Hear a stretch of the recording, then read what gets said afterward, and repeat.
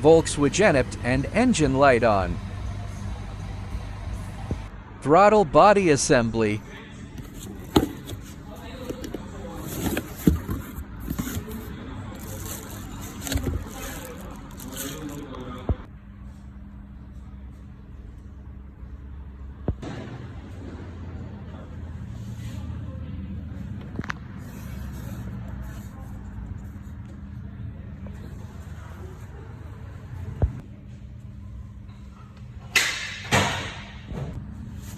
Remove the intake pipe.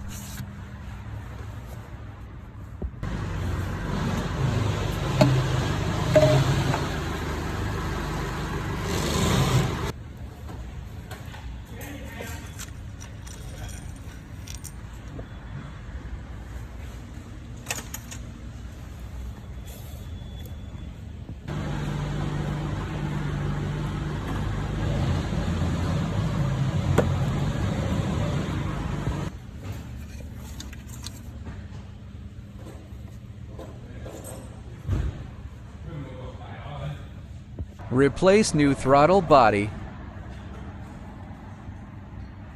Now all done.